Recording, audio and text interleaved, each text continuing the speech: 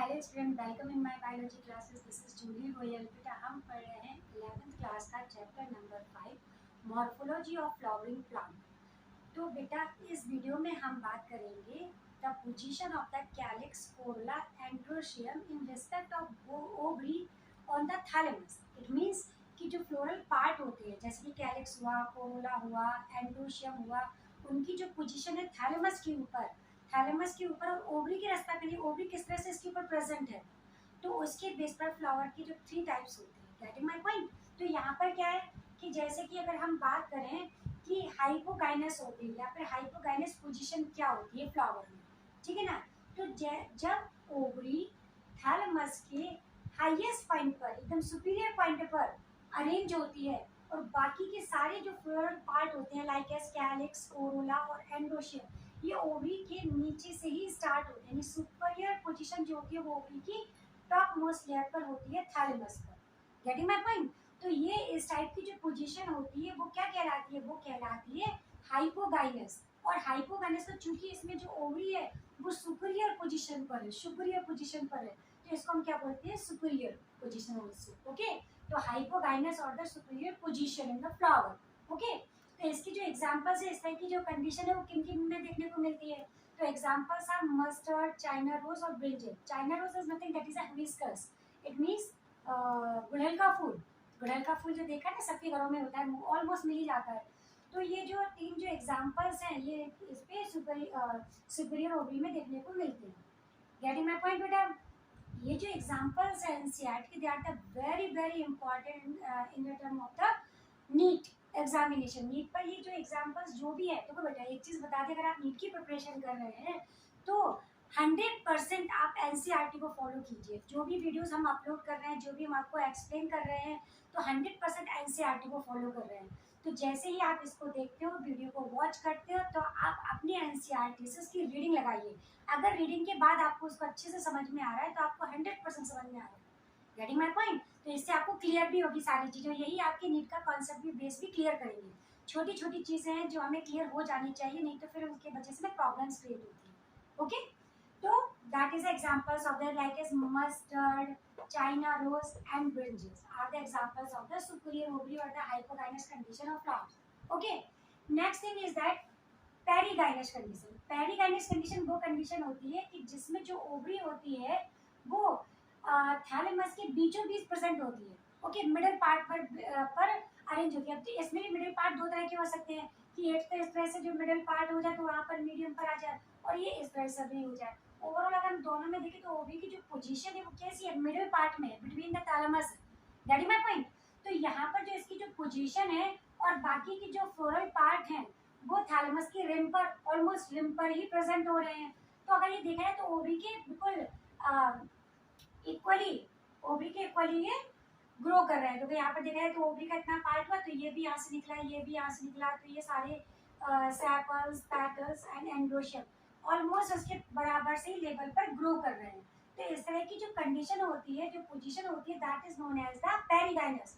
और ये देखा है तो कहीं ना कहीं इंफीरियर को भी शो कर रही है। इंफीरियरिटी मीन्स क्या है कि यानी कि कुछ थैलेमस के बीच में, अंदर की तरफ, पूरी अंदर नहीं है लेकिन अंदर की तरफ है। तो इस तरह की जो कंडीशंस होती है उसको हाफ इंफीरियर या पेरीगाइनस कंडीशन भी बोलते हैं।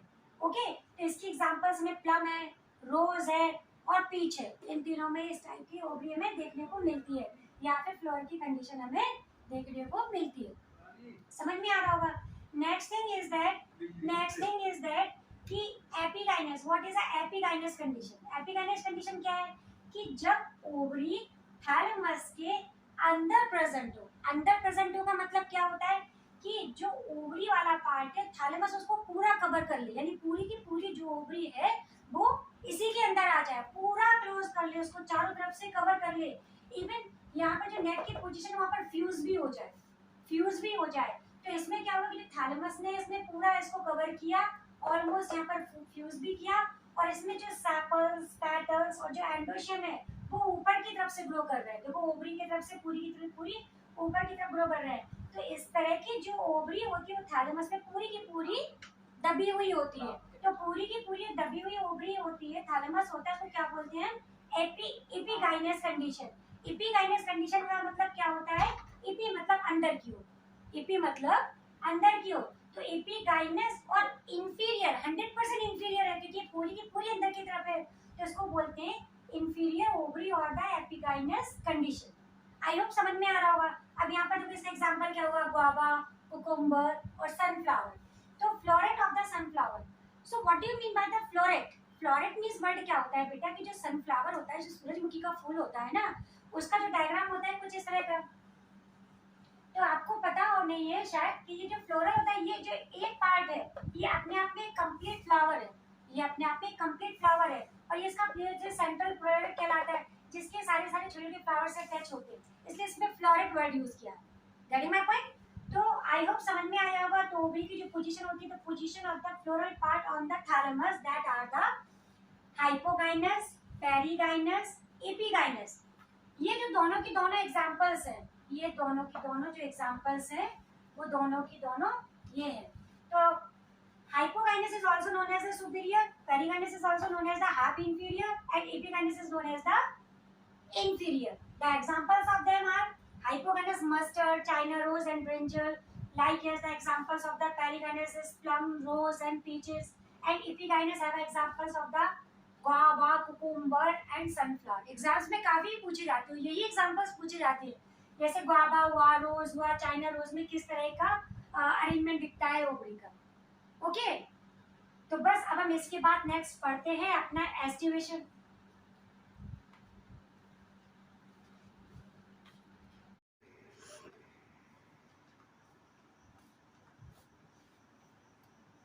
कंटिन्यू करते हैं यहाँ पर type of aestivation. So what are the aestivation? The arrangement of the petals in a flower that is known as the aestivation. यानी कि जो भी फ्लावर्स होते हैं उसमें जो पेटल्स का अरेंजमेंट होता है, वो अरेंजमेंट किस तरह का होता है, उसको हम एस्टिमेशन बोलते हैं। तो जो एस्टिमेशन जो फ्लावर्स का होता है, वो जैसे हमने कई सारे फ्लावर्स देखे होते हैं, रोज हुआ, चाइना रोज हुआ, विंका फ्लावर्स हुआ, लोटस हुआ, so many examples are there for the flowers. Okay, तो इसमें जिस तरह से अगर हम अरेंजमेंट करें तो यहाँ पर हमें 4 टाइप का अरेंजमेंट देखने को मिलता है कोरोला में। That is first is valvate, second is twisted, third is imbricate और fourth is vexillary. So first of all we are going talking about the valvate. Valvate में क्या होता है कि जो फ्लावर में जो पेटल्स का अरेंजमेंट होता है वो एक दूसरे एकदम पैरेलल ही होता है, यानी कि बिल्कुल साइड टू साइड एकदम एक साथ, एक टिप सिर्फ स्टैंड हुआ, दूसरी टिप पर इस तरह से अरेंज होता चला जाएगा।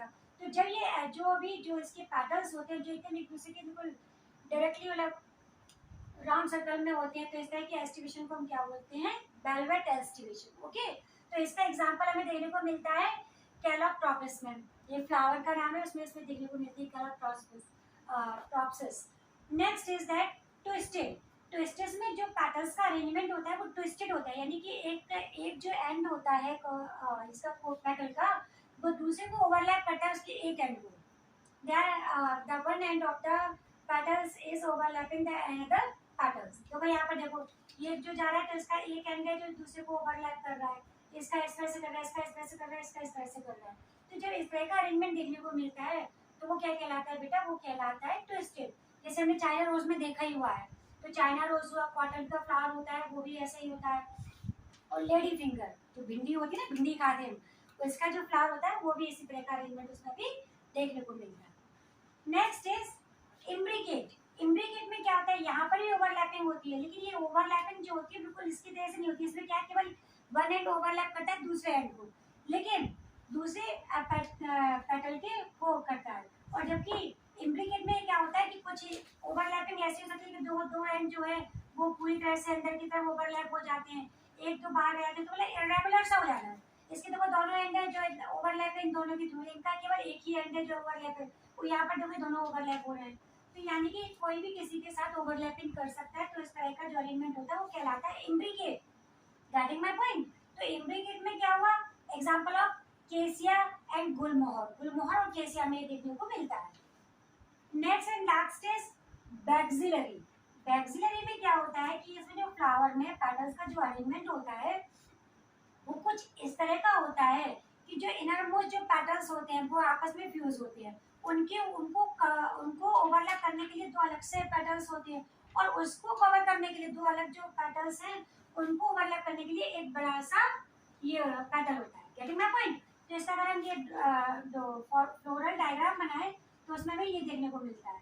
तो यानी देखो ये नीचे दोनों के दोनों फ्यूज है, ये फ्यूज का सिंबल होता है। तो ये दो पेटल्स है, इसको ओवरलैप किया, दो अदर पेटल्स ने और इनको ओवरलैप किया सिंगल लार्ज पेटल में। Getting my point?